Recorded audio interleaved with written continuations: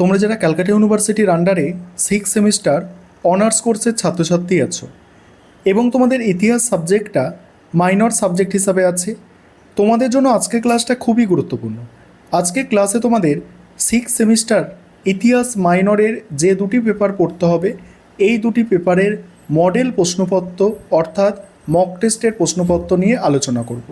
তোমাদের সিলেবাসের মধ্যে থেকে সবথেকে গুরুত্বপূর্ণ প্রশ্নগুলো বাছাই করে এই মডেল প্রশ্নপত্রের মধ্যে অন্তর্ভুক্ত করা হয়েছে। এবারে তোমরা প্রথমে MN3 পেপার অর্থাৎ ভারতের ইতিহাসের ওপর যে পেপারটি আছে এই পেপারের মডেল প্রশ্নপত্রটা দেখো, এবং তোমরা যারা ইংলিশ ভার্সানের স্টুডেন্ট আছো তোমরাও আজকে ক্লাস দেখো, কারণ এই মডেল প্রশ্নপত্র বাংলাতে যেমন থাকছে ইংলিশেও থাকবে। দেখে নাও, প্রথমে বিভাগ গ, এখান থেকে 5 নম্বরের 3টে প্রশ্নের উত্তর করতে হয়। এখানে যে প্রশ্নগুলো তোমাদের মডেল প্রশ্নপত্রের মধ্যে রাখা হয়েছে দেখো, অগ্রহার ব্যবস্থা সম্পর্কে টিকা, অজান্তা গুহাচিত্রের ওপরে টিকা, তারপরে মথুরা শৈলীর ভাস্কর্যের ওপর টিকা, নালন্দা বিশ্ববিদ্যালয় বা প্রাচীন ভারতের শিক্ষা ব্যবস্থা সম্পর্কে সংক্ষেপে আলোচনা। নেক্সট আছে বিদেশি পর্যটকদের বিবরণ সম্পর্কে টিকা, এখানে ফাহিয়েন বা হিউয়েনসাংয়ের বিবরণ, প্রাচীন ভারতের তন্ত্র সাধনার উদ্ভব সম্পর্কে আলোচনা করো। এবারে বিভাগ খ, বিভাগ খয়ে দুটো 10 নম্বরের প্রশ্নের অ্যান্সার করতে হয়। এখানে যে প্রশ্নগুলো রাখা হয়েছে দেখো, প্রথম প্রশ্ন আছে কুষাণ সম্রাট কনিষ্কের রাজনৈতিক ও সাংস্কৃতিক কৃতিত্বের বিবরণ দাও। দ্বিতীয় আছে শক সাতবাহন সংঘর্ষের প্রকৃতি আলোচনা করো। 3 নম্বর প্রাচীন ভারতে শূদ্র ও অস্পৃশ্যদের স্থান নির্ণয় করো।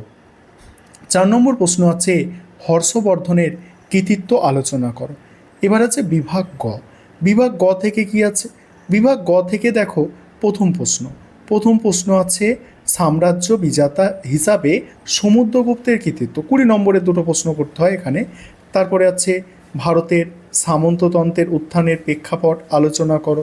নেক্সট আছে গুপ্ত যুগ বা গুপ্ত পরবর্তী যুগে নগর অবক্ষয় বা নগরায়নের পতনের কারণ। নেক্সট আছে মৌর্য যুগে কেন্দ্রীয় বা পৌর শাসন ব্যবস্থার বৈশিষ্ট্যগুলি সবিস্তারে আলোচনা করো। এবারে তোমরা যারা ইংলিশ ভার্সানের স্টুডেন্ট আছো, এই প্রথম পেপারটা তোমরা ইংলিশ ভার্সানে দেখে নাও, আমি স্ক্রল করে যাচ্ছি। এরপরে দ্বিতীয় পেপার আলোচনায় আসছি, তোমরা ইংলিশ ভার্সান যারা আছো দেখে নাও, আমি স্ক্রল করে গেলাম। দ্বিতীয় পেপার MN4 পেপারের নাম হচ্ছে হিস্ট্রি অফ ইউরোপ অর্থাৎ ইউরোপের ইতিহাসের ওপর এই পেপারটি আছে। এই পেপারের মডেল প্রশ্নপত্র নিয়ে আলোচনা করব। তার আগে একটা বিষয় তোমাদের বলার আছে, তোমাদের জন্য কমপ্লিট স্টাডি মেটেরিয়াল অর্থাৎ PDF নোটস রেডি আছে।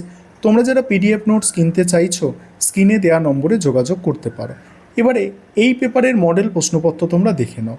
দেখো, প্রথমেই বিভাগ কয়ের 5 নম্বরের প্রথম প্রশ্ন আছে উত্তর মানবতাবাদের প্রধান চরিত্র হিসাবে ইরাসমাসের অবদান আলোচনা করো। ইউরোপের ইতিহাসে 1453 সাল কেন গুরুত্বপূর্ণ? অ্যানাব্যাপটিস্ট কারা ছিলেন?